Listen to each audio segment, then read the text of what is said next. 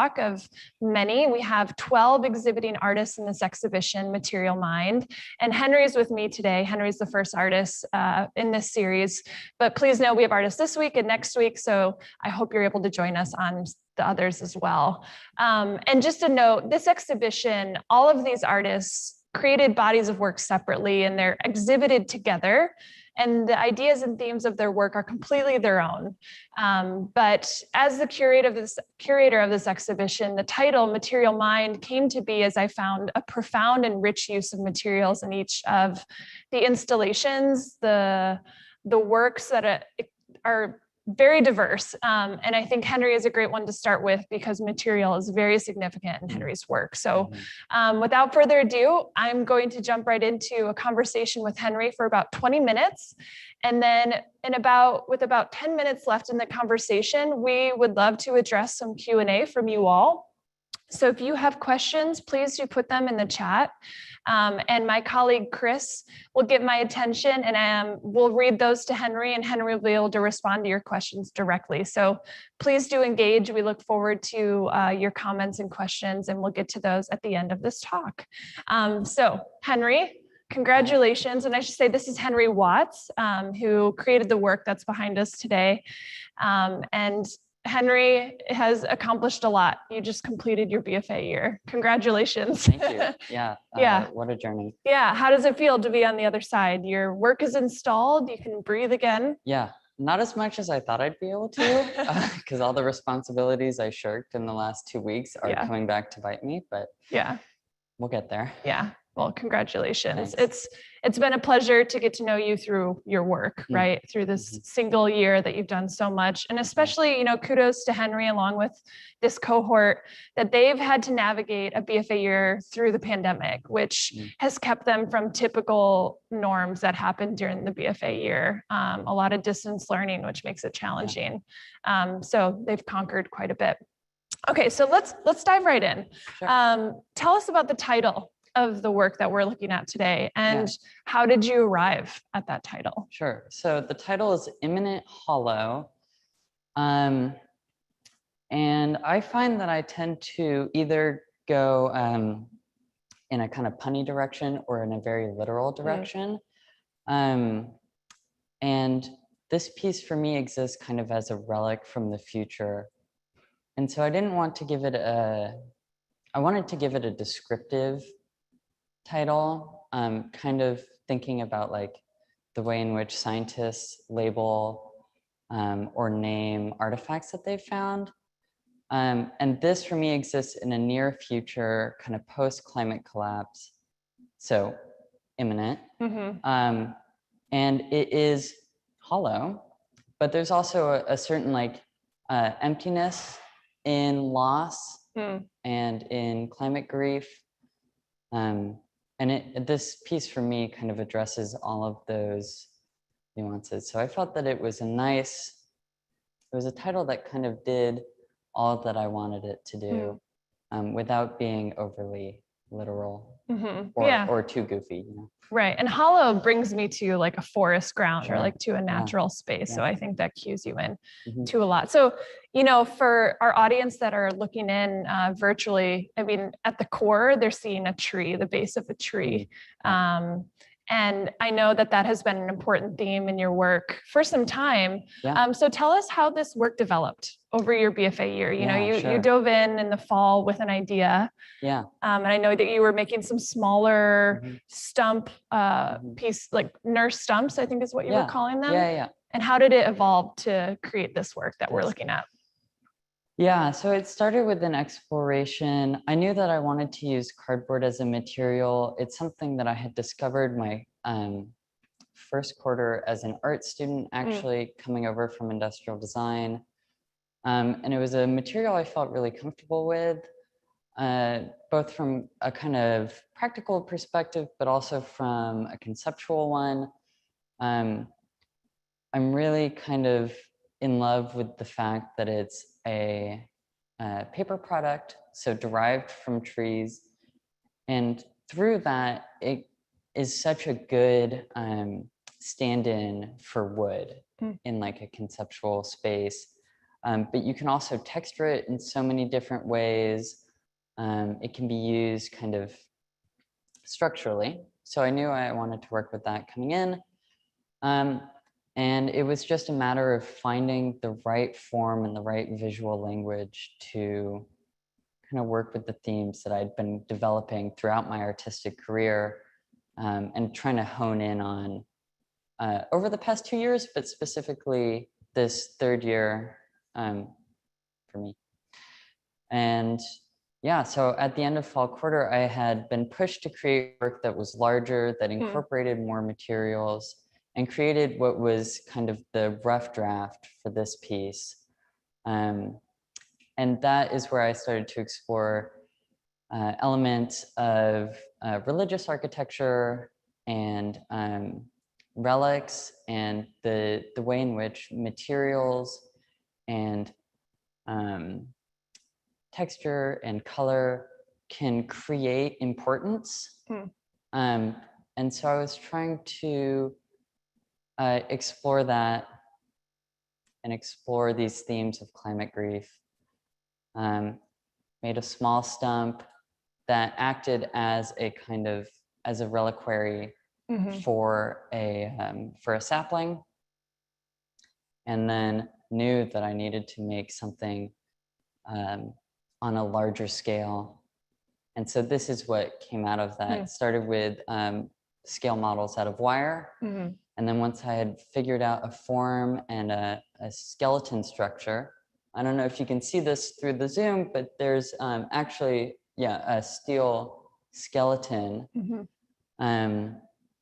built from like 1/2-inch steel tubing. So once I had that figured out, I built that up over winter quarter, and then started decorating. And a lot of the kind of final details in the decoration happened as I was building it, and kind of getting to know the sculpture better as it developed. Yeah. Something you reminded me of when you were just chatting now. Henry and I had met, I don't know when I did studio visits, maybe in January or February. And a word that really stood out to me was you used this idea of skinning, the idea of, covering the tree. You didn't say bark, you talked about it as a skin. And I think that's something really significant here, because the cardboard is not just a color aesthetic. It's not just a texture aesthetic, but like you've said, it offers this cyclical connection to old growth forests. Absolutely. And then additionally, the form of a tree. So could you share with us a little bit about, it was also a very methodical and tedious process of covering this piece. Sure. So the material aspects of the cardboard and. Yeah.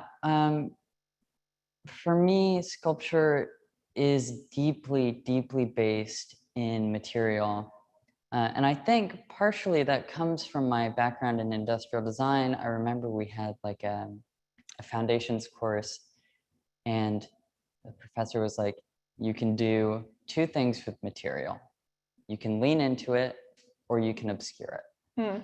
And I've really kind of taken that first lesson to heart and really tried to lean into material and get conceptual meaning out of material as well as out of form. So each material choice here was intentional and is unobscured. So highlights for me include the emergency blanket at the top, which creates this kind of gilding or this fire effect.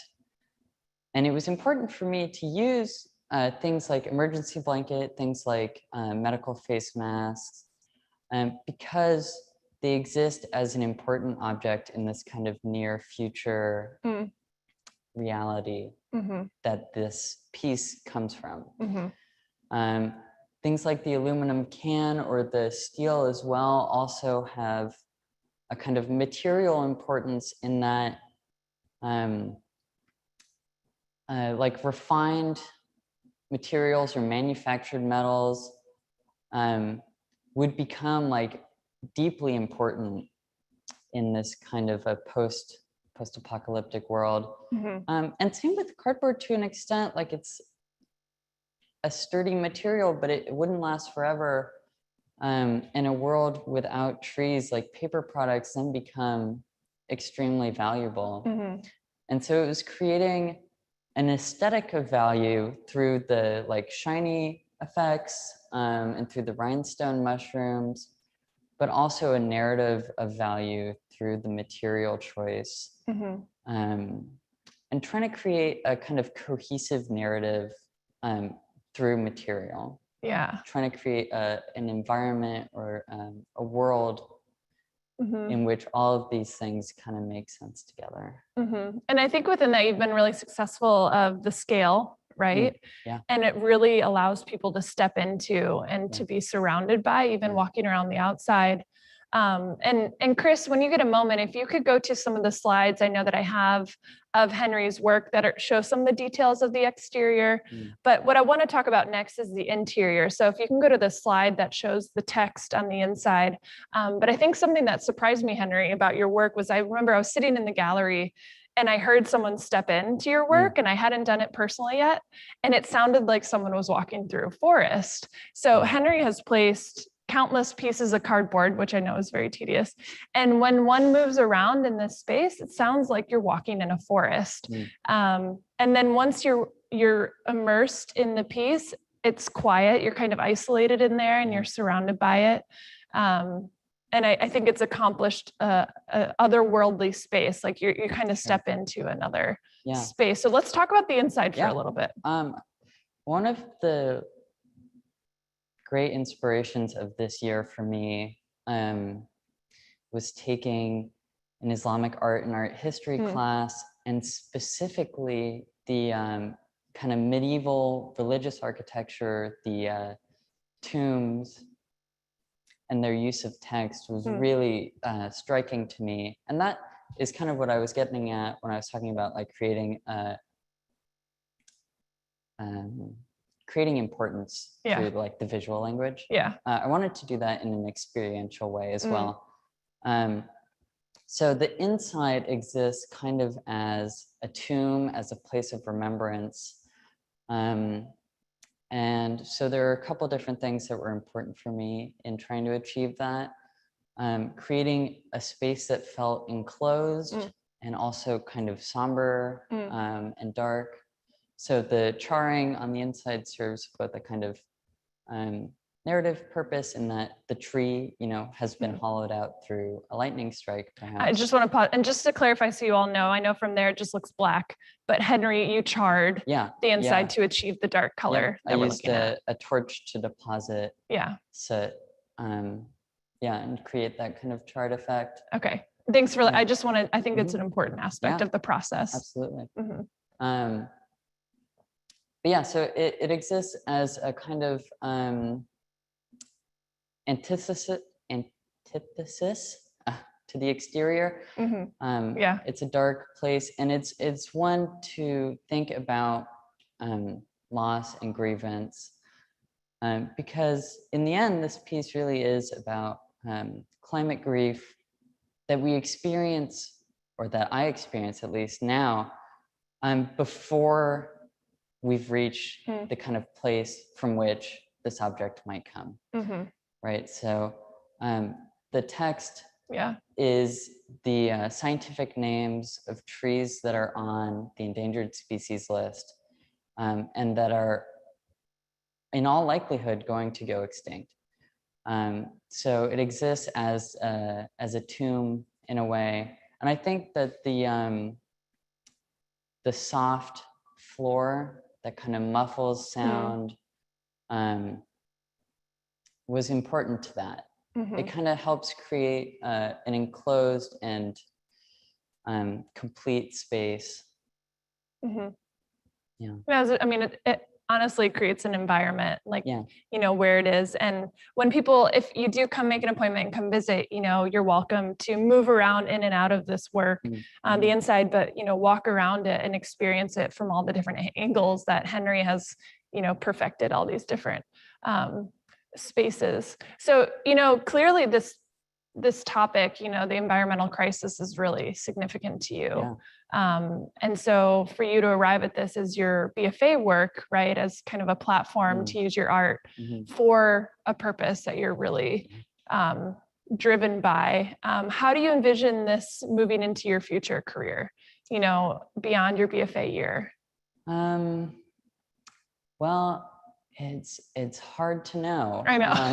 The future is perhaps more uncertain than it has been previously, what with the pandemic and, you know, opportunities being kind of scarce. But I think that this kind of installation work is really what is most alluring to me as an artist. In a way, I was trying to reproduce the kind of overwhelming or greater than thou experience that one can have in a forest, and especially in an old growth forest where you might find a tree of this size. There's something just so magical and otherworldly about those places. And while we can't bring them into a gallery, to create installations, I think, is that kind of next best place. And it's what I know how to do. You know, I've worked with my hands as far back as I can remember, and creating these kind of structures is deeply satisfying in that kind of like primal way. You know, I have to imagine it's similar for painters, but for me, it's with sculpture, and this large scale really feels like it speaks more loudly than any of my other sculptures, all of which throughout my time here have dealt in one way or another with this same kind of concept. You know, it's like a big soup, and each ladle is a little different, but it all kind of talks about the same thing. But this, I feel like, has been the most rewarding and the most meaningful to me. So yeah, I great. think, that's great. Continuing that. Right. So something I was thinking about, I know a lot of the people that are listening in are possibly current art students, right? That might be interested in getting a BFA, doing the BFA program. And so for them to look at what you've been able to accomplish, I guess what I'm curious about is, now that you have your work up in the BFA show in the gallery, what did it mean for you to be able to put your work here and work on it in a gallery space? Like, what did you learn through the process of installing versus just the process of making, which you're doing all the time in art school, right? So now you're working on a specific installation. What did that gain for you, or what was that like? For me, it was less of an artistic lesson and more of a logistical lesson, which is non-trivial when you're talking about a sculpture of this size. And I know Danielle's work had a similar process, but to create something so large, you really have to plan ahead. And that's not something that you necessarily do in your regular studio courses. You know, even if you're making large scale sculptures, they kind of get made in the shop and can kind of exist in that space. But this has had to move, will have to move again.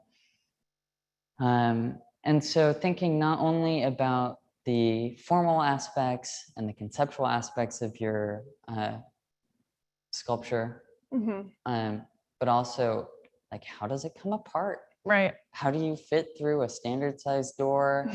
You know, keeping it lightweight enough to move around, but also visually heavy enough to be impactful. You know, luckily with the cardboard and the tubular steel, that was not really so hard to achieve. But I had thought at one point about building this whole sculpture out of reclaimed metal, and that would have been just a horrible hassle. So it also taught me about the importance of having space to work, because up until moving it into the gallery, I was working in the metal shop, and I had maxed out my ceiling allowance pretty much. It was shorter than it is now.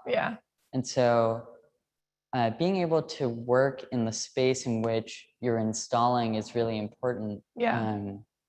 Not only in that you might have more space in which to work, but also you have to respond to the space. Yeah.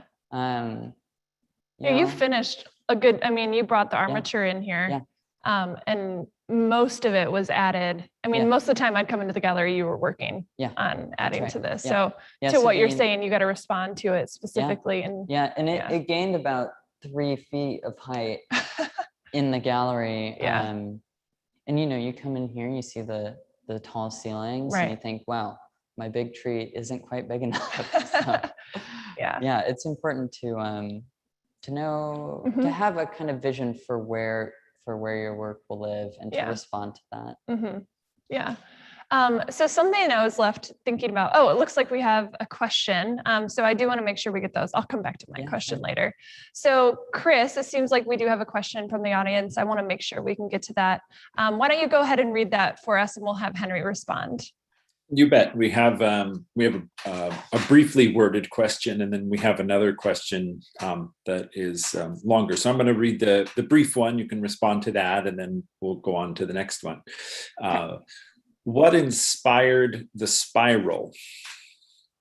The spiral? It's sort of a spiral pattern in the work Yeah. that you can see. I was on a walk through the Stimson Nature Reserve, and there's this massive log that lies kind of along one of the bends, one of the 90-degree turns. And it's had its bark stripped off just due to weathering and time. And you can see the natural spiral that occurs when trees grow. That's just kind of how they grow. And you don't see it so much in the bark, but with the bark removed, there's this beautiful twist to them. And that, for me, speaks to one of the kind of central truths about trees, is that they are living, and they live in movement. I think a lot of us experience them kind of as stagnant objects, akin to a boulder or something, but really there's so much going on that we just don't that we can't really appreciate without a kind of greater knowledge. Yeah. And so I wanted to incorporate some of that movement. The exterior does kind of double duty as that interior structure with the spiral, but also kind of implies a bark texture.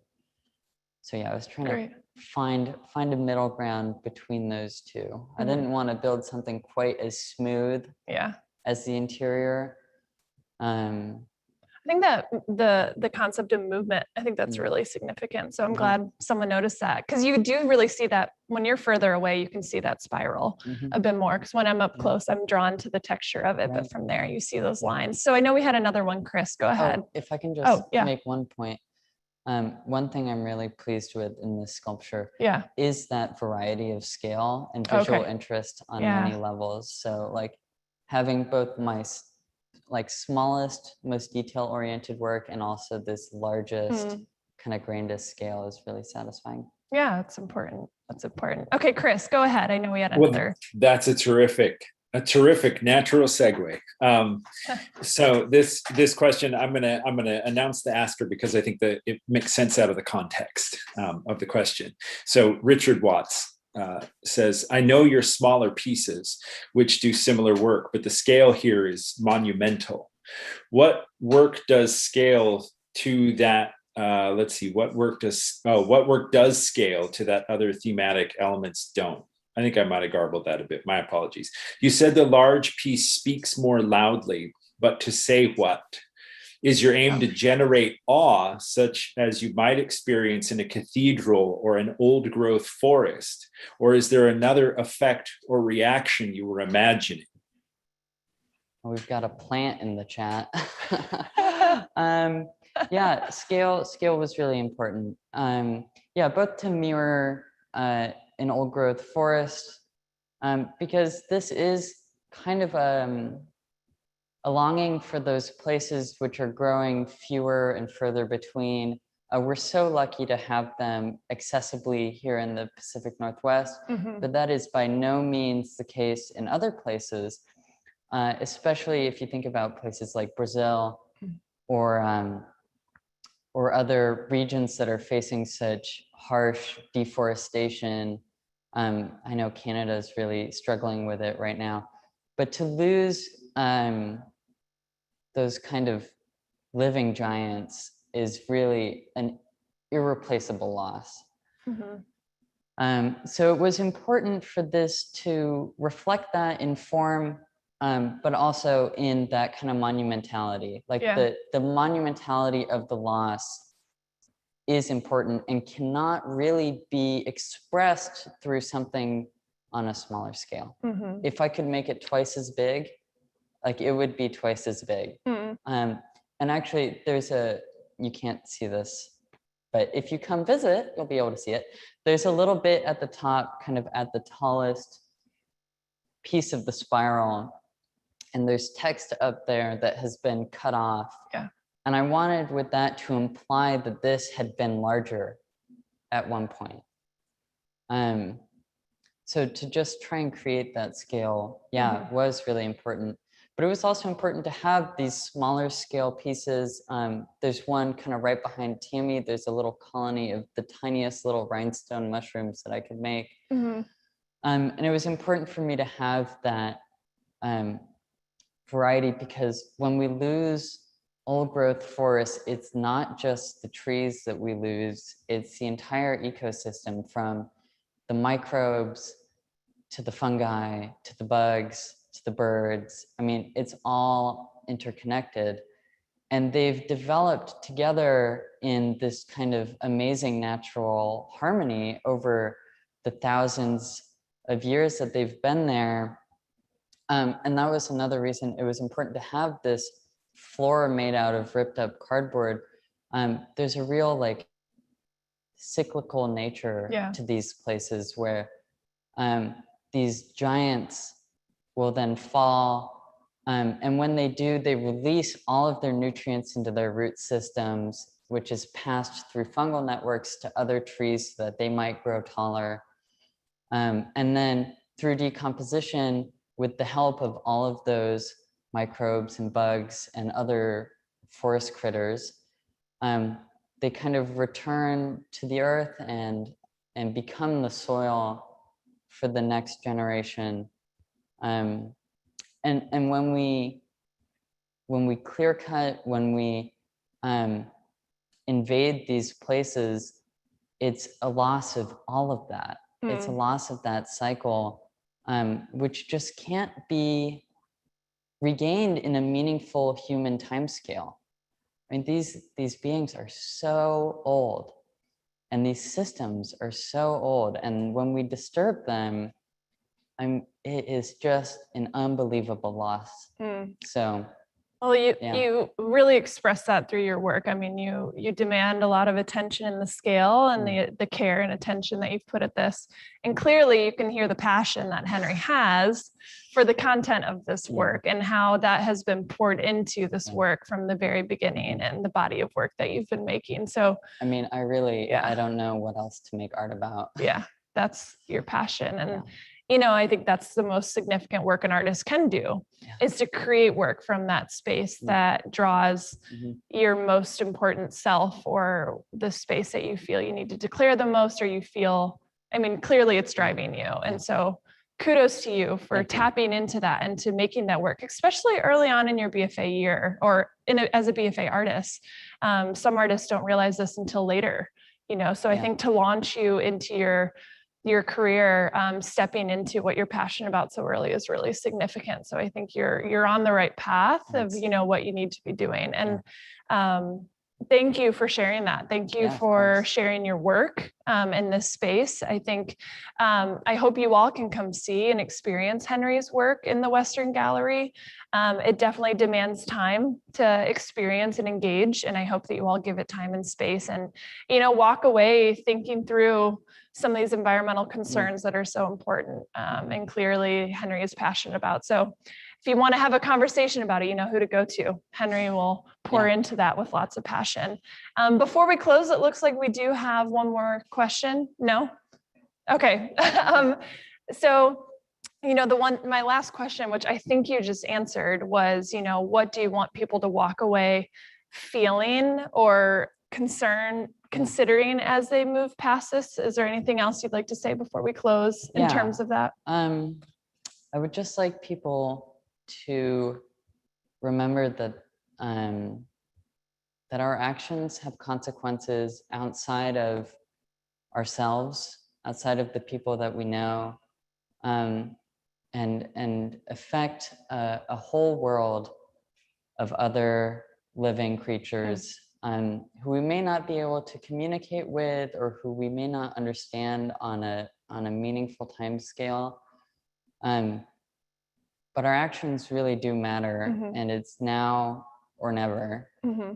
Yeah. And I think there's something, you know, I think along with that, when people move in here and they hear their footsteps, you know, I think of this literal moment of like being aware of our footprint, our environmental footprint. And as people move through that, I think it's just something to consider. So I know you all are not with us here in person today, but I do hope you can come in and experience, you know, the layers that Henry has unveiled or revealed, you know, through this monumental piece and their work, and very successful. It's very exciting to engage, and also you get to experience it in conversation with your peers and the topics they're discussing. But clearly this is Henry's passion. So Henry, thank you again. Thank you so much for your time. Thank you for sharing your work here in the Western Gallery.